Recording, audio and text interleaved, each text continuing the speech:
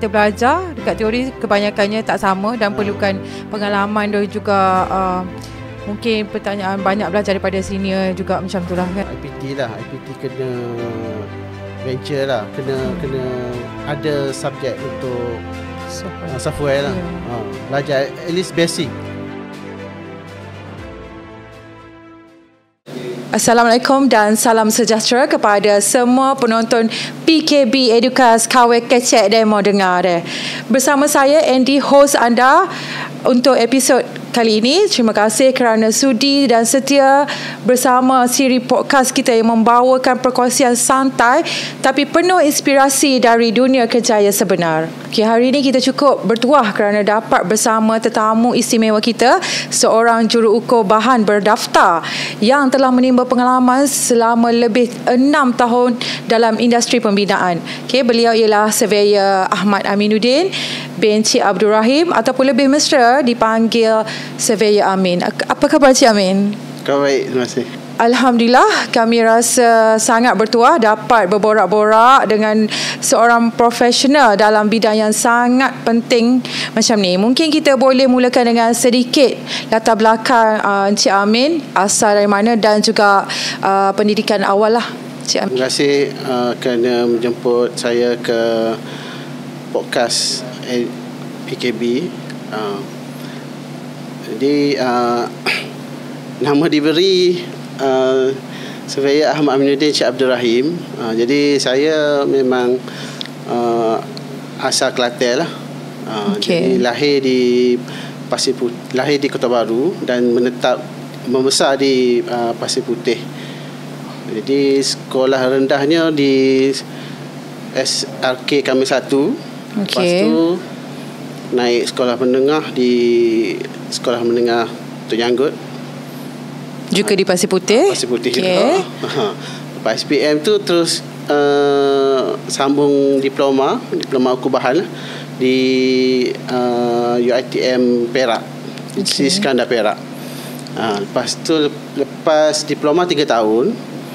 Lepas tu terus sambung ijazah di UiTM Shah Alam. So saya grad UiTM Shah Alam tu tahun 2007. Lepas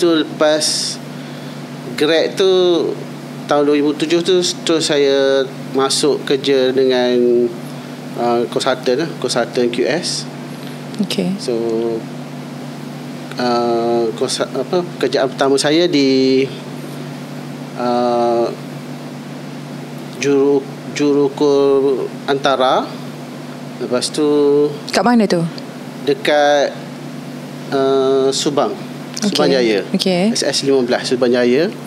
Tapi kejap je. Dalam 7 bulan macam tu. Lepas tu pindah ke Yusof Associate dekat dengan Sunway, dekat je. Sunway dengan Subang tu dekat je, sebelah je. Lepas tu situ pun dalam 7 bulan. Lepas tu pindah ke Urbanisma Consulting Group. Urbanisma Consulting Group tu dia multidisiplin consultant. Lepas tu tahun 2010 saya kerja dengan perunding DMA dekat KL, Taman Tun. Kerja situ selama 6 tahun. Lepas tu saya masuk kerja dengan pengurusan SCI Berhad di KL. Pengurusan SCI Berhad ni GOC, Government Owned Company. Lepas tu saya balik ke Kelantan. Saya join Zul QS, jadi site QS. Lepas pada Zul QS tu tahun 2019 barulah saya buat sendirilah. Buat sendiri sebagai freelance dulu. Saya freelance QS. Masa tu saya registered sebagai PQS tahun 2017. Jadi tahun 2019 saya berhenti kerja, saya buat freelance. Lepas tu saya ada buat kontraktor dengan consulting lah. Lepas tu tahun 2022 baru saya join Quanticos lah sebagai pengarah. Okey, nampaknya sungguh berpengalaman dan memang dari awal memang mengikut laluan yang betul lah dalam bidang ukur bahan. Okey, jadi kadang-kadang kita nak tahu kan, apa sebenarnya, mungkin ramai orang kat luar sana tak tahu apakah sebenarnya peranan seorang juru ukur bahan ni. Jadi juru ukur bahan ni peranan dia kalau bos saya dululah, saya dulu cakap QS ni sebagai lawyer dan account kepada construction. Jadi kita macam mana tu? kita jaga duit, dan kita jaga kontrak. Jadi peranan dia lebih kurang macam tu lah. Seorang kata macam tu lah. Jadi dalam construction ni, dalam projek lah kan, jadi QS ni main peranan penting lah untuk proses tender kan, untuk mengurus kontrak setiap projek lah. Okey, faham. Okey, so jadi Cik Amin sendiri sebenarnya bila mula melibatkan diri dalam bidang profesional, sebagai juru ukur bahan ni lah? Profesional dia masa grad tu saya just kerja biasa lah kan, sebagai junior QS kan. Tahun 2007 sampai tahun 2010 lah. 2010 masa di perunding DMA tu lah. Pada DMA tu saya punya bos lah, Datuk Mazuki tu, dia seorang ahli dalam lembaga board QS kan. So dia encourage staff-staff dia untuk buat untuk register lah sebagai professional QS lah. Jadi sebab saya ingat kata-kata bos saya tu, dia kata kita QS ni, kita bukannya buat rocket science. Kita bukan nak buat rocket science. Jadi kerja kita orang kata jaga duit, plus minus, tambah tolak, macam tu ya. Kita bukan buat rocket science. So jadi why not you proceed dengan professional, registered. Sebab tu lepas tu saya kebetulan saya dah pengalaman 8 tahun. Jadi saya boleh ambil special route punya jalan lah untuk proses registration tu. Okey, sungguh hebat. Okey, daripada seorang pelajar kepada seorang profesional berdaftar, satu perjalanan yang amat membanggakan lah bagi kita. Tapi pastinya bukan mudah kan, Encik Amin. Jadi apakah antara cabaran yang pernah dilalui oleh Encik Amin lah sepanjang bergelar juru ukur profesional? Cabaran banyak lah. Okey, satu je. Cabaran satu, kita bekerja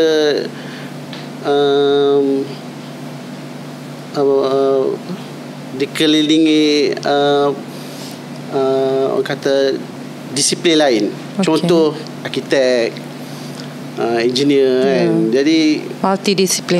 Jadi kita semua orang tu ada peranan dia masing-masing. Kita kena orang kata stand lah. Kita ni QS. Jadi orang kata kita kena kuat lah.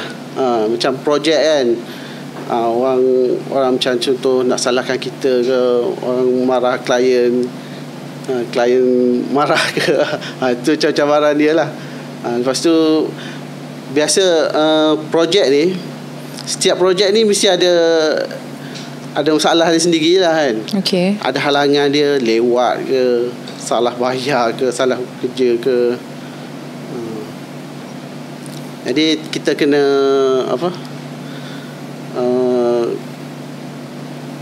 kuat lah macam. Okey, sangat menarik. Okey, so sekarang mungkin pengalaman antara bekerja dan juga belajar tu sesuatu yang berbeza, betul tak? Ya, betul. Okey, so boleh tak Cik Amin sentuh sikit perbezaan antara belajar secara teori dan juga nak apply benda tu secara praktikal? Okey, mungkin ada tak projek yang betul-betul memberi kesan pada Cik Amin? Okey, ataupun memang perbezaan tu sangat ketara lah daripada zaman kita belajar teori dan juga praktikal tu. Okey. Memang ketara lah, sebab apa yang kita belajar ni memang biasanya dalam 20% je. Kan? Betul. Tapi kita tahu basic kan. Basic macam contoh kita buat taking off ataupun kita belajar professional practice kan. Dalam aplikasi untuk pelaksanaan projek memang jauh berbeza lah. Contoh kalau teori kan, teori masa kita belajar pakai slip saw apa semua kan. Jadi dalam industri kita kena buat pengiraan tu dengan pakai Excel ataupun software. Ya, itu macam kita kena buat dengan lebih kata terperinci lah kan. Lepas tu dalam projek pun dia situasi yang datang tu memang berbeza lah. Okay. Macam kita belajar teori kan, macam contoh EOT kan. EOT, kita tahu EOT ni ada beberapa sebab kan. Jadi dalam projek sebenar, so kita kena dia macam-macam sebab kan, datang kan. Jadi kita kena olah dia teori yang dalam buku tu dengan situasi sebenar. Macam itulah lebih kurang. Okay, kan? Tahu lah. Ya.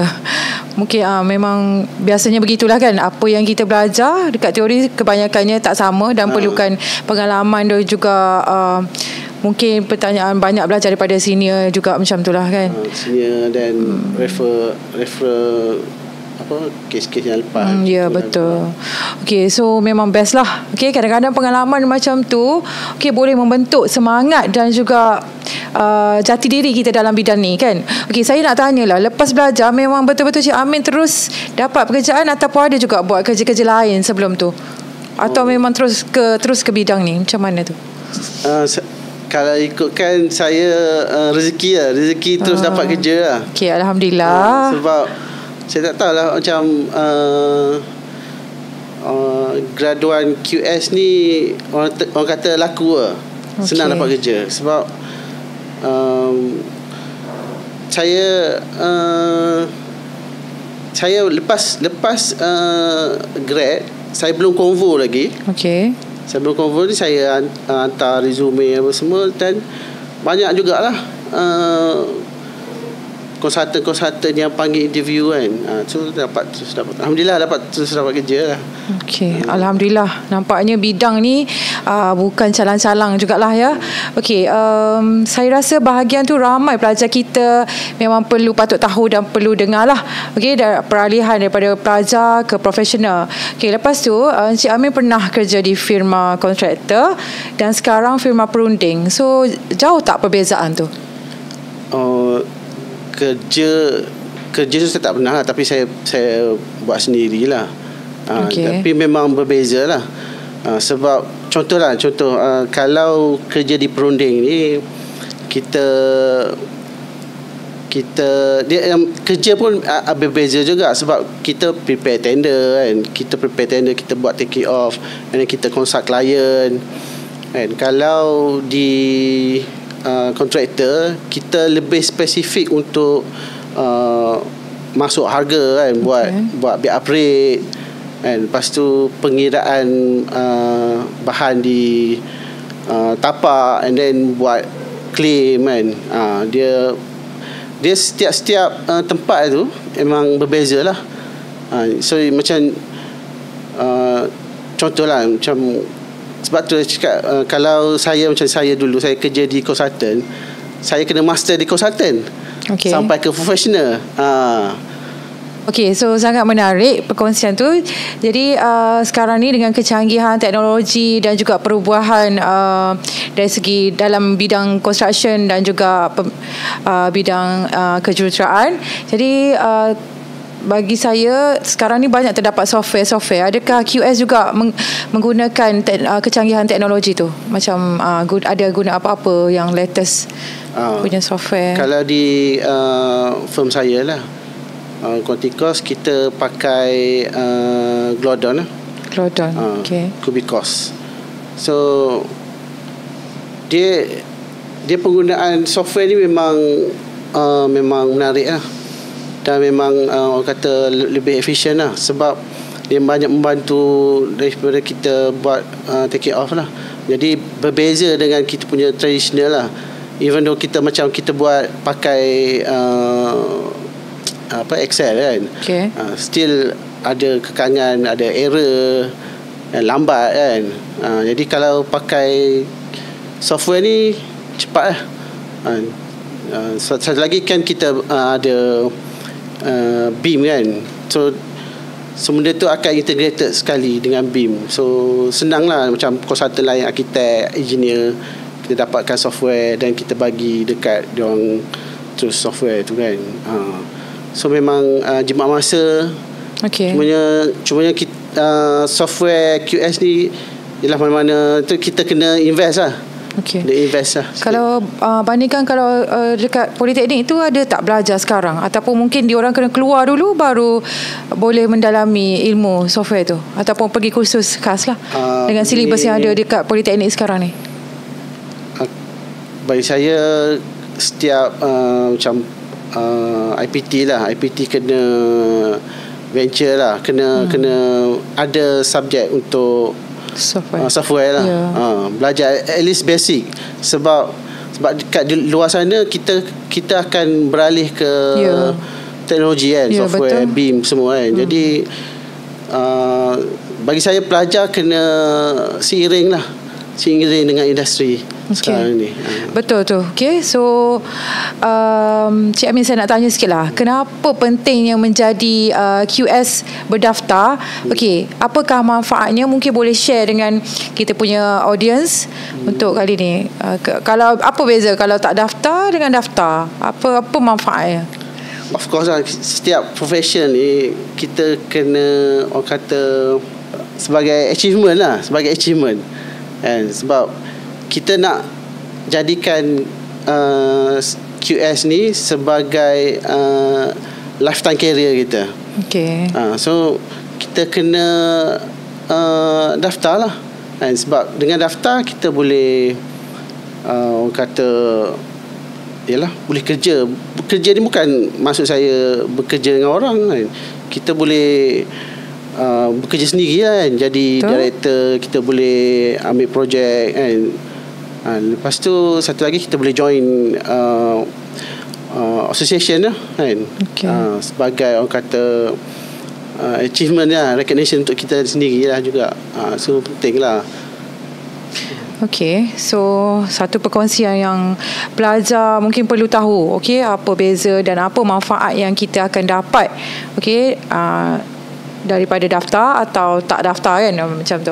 Okay, jadi saya rasa ramai pelajar kita yang tengah mungkin menonton rancangan ni boleh mendapat inspirasi dari kisah Encik Amin. Okay, sebelum kita tamatkan episod ini, mungkin Encik Amin boleh berikan sedikit nasihat kepada pelajar, okay, atau mereka yang masih mencari haluan untuk memilih kerjaya. Okay, boleh berikan pandangan ataupun sedikit nasihat lah. Kerjaya mungkin dalam bidang saya cakap dari QS ya. Okay, nasihat saya mungkin ada yang sekarang ni bagi saya lah, kadang-kadang pelajar ni dia belajar tapi dia tak tahu kat mana hala tuju dia kan. So mungkin apa yang boleh Cik Amin guide ataupun bagi nasihat? Kita belajar ni satu kita kena minat lah satu. Orang kata tak kenal maka tak cinta tau. Betul. Jadi kita tahu apa yang kita belajar tu. Jadi contoh untuk student QS kan. Jadi saya rasa student dah masuk dah join program yang orang kata yang hebat kan, lagi-lagi di poli ni kan. Sebab dekat luar sana bagi saya sudah lepas poli ni memang orang kata hebat lah. Sebab pengalaman saya bekerja kan.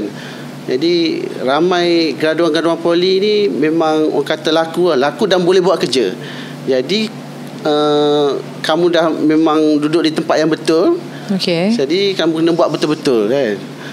Jadi orang kata satu lagi QS ni dia banyak meluas kan.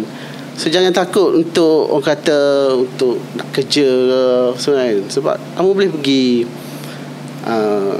consultant kan, kontraktor, developer, badan kerajaan. Betul. Apa tidak perlu takut industri, untuk menjurus kepada bahagian itu sajalah. Maksudnya dia meluas. Sebab kita sebab bidang kita ni macam saya cakap tadi kan, kita lawyer dan account. Betul.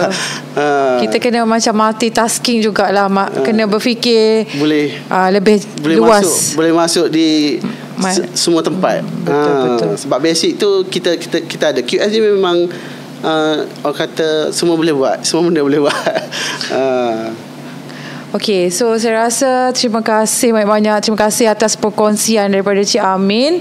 Sungguh berharga pengalaman tu, dan terima kasih atas nasihat dan juga mungkin boleh guide pelajar-pelajar kita selepas ini untuk terus berada di landasan yang betul lah. Okey, terima kasih banyak-banyak Encik Amin atas perkongsian pada kali ini. Semoga rancangan kita pada hari ini mendapat manfaat dan juga satu mungkin memberi inspirasi lah kepada pelajar kita.